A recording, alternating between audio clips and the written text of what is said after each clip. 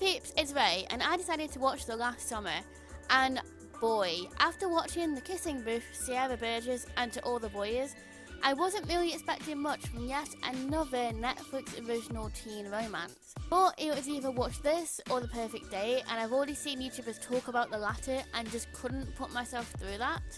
And I didn't know anything about The Last Summer before watching it, only that it was about summer.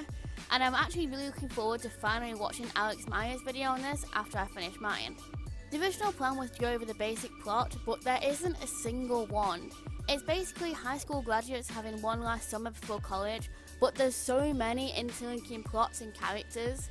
Like, damn, there's so many characters. So let's quickly run through the most important ones. We've got the main character, who's not Noah Centineo, but he is the only romantic main character Netflix seems to hire, so I was very thankful to see a fresh face. The character is Griffin, who wants to go to music school, but his dad got him into Columbia for business. Phoebe is his love interest and is making a film for a film festival. Erin and Alec have been together for 2 years but decided to break up at the start of summer because they'll be going to different colleges in different cities. Foster is Alec's friend and kind of a douchey guy because he has a list where he ranks all the girls in school so he can try and sleep with them over summer. And then we have Audrey, who didn't get into college and ends up looking after a child actress, Lila, with the worst mom ever. There's also some stereotypical characters like the hot girl Paige, who liked Alec, and the two nerds who can't get laid in high school because, well, they're nerds. But now we have all that out the way, let's talk about the plot points. Firstly, I'm going to talk about Alec and Erin, and they break up at a party for some reason. I feel like they could have picked a better time, but after that, Alex is being ultra friendly with Paige, and Erin isn't too happy about it. In fact, Alex keeps getting hit on, and I suppose ends up dating Paige. At this point we meet Ricky Santos, and he's more of a plot point than a character, and he literally fell for Erin right when she was getting jealous over Alec and New Girl. Erin begins to ignore any contact from Alec, as she's all over football Ricky, but turns out Ricky still had a thing for his ex, and Erin found out. During this time, Alec finds out the hot girl has zero personality, and he realises he does actually miss Erin. At the end, Alec and Erin realise they broke up too soon, decide to be friends, but then kiss, so that didn't last long. I still don't understand why either decided to date other people over the summer, because they'd have to leave their new partner, which is the reason they broke up in the first place. But whatever, they realised they were wrong, so character arc, I guess. Foster is Alec's friend, and he tries to hit on a bunch of girls, one even being a Christian girl, who, by the way, is called Christine. Who knows which genius writer came up with that name? But he ditches her after finding out she won't kiss. He's honestly such a thirsty bitch throughout the entire thing, but thankfully he does have a little dignity at times. The defining moment for Foster is when his list goes viral and girls find out what he's like. It turns out he's actually a virgin and his plan was to finally get laid that summer. Still douchey, but we nearly got a good character arc for this character, and I was starting to feel kind of okay about him, even though he'd annoyed me throughout the entire thing.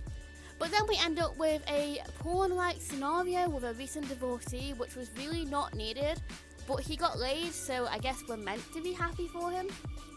Not Noah sees Phoebe at a party, and they had some history in school, but it was 1 AM when I watched this, so I think Noah left and then came back. I wasn't really paying that much attention, but it's not that important, just need to know they had a kind of date at an ice rink and he wanted to hold her hand but didn't. Anyway, later she interviews him for her film about going to college, and they begin editing together as he knows a lot about sound editing. There's some good text scenes, but I'm so glad Griffin went off jokingly at Phoebe for the K, but his not so internal monologue was a bit overdramatic and out of place. It's going great. It's going great, and I started getting cocky. I got cocky, started cracking jokes that clearly didn't make sense. They find out they're both going to unis in New York, but turns out Phoebe just wants to focus on her film. But what do you know? They get together.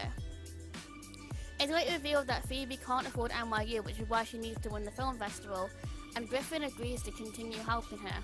But the money issue isn't the most dramatic part. Turns out Griffin's dad is cheating with Phoebe's mom.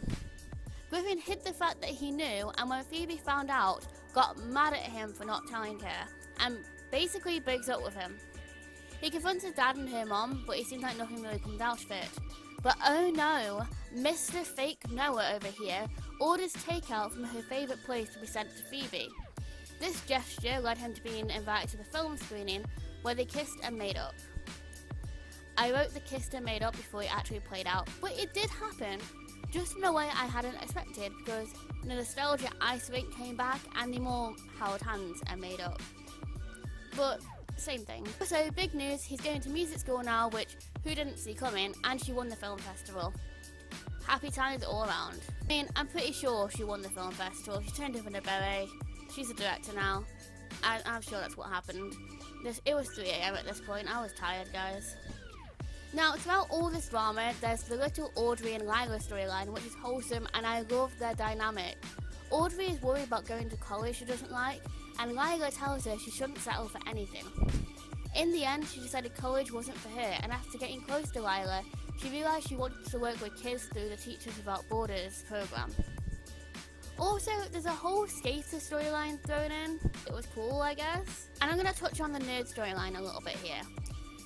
Two characters, Chad and Reese, who work at a yogurt place, but they start pretending to be businessmen in a bar to get drinks underage. They end up deceiving two older women, well, 23 but still, into sex, and I thought it'd be a one-time thing, but they end up dating said women. I guess they finally got laid, so lucky for them, but Chad does feel bad for using the girls. Although he didn't need to be. Turns out she knew all along and she's okay with the age gap. And considering he is legal at 18, that's fine. I mean, they're kind of a sweet couple, but how she didn't freak out, I'll never know. Compared to other Netflix shows, it was well done and I did enjoy it more than the others. There were only a few scenes that put me off, and I got annoyed they missed out Foster's character development by giving him the awkward sex scene at the end, but there was a few good arcs beside that. Probably wouldn't watch it again, but I'm not mad that I watched it. Give it a solid 6 out of 10. I'll see you soon, peeps. Bye!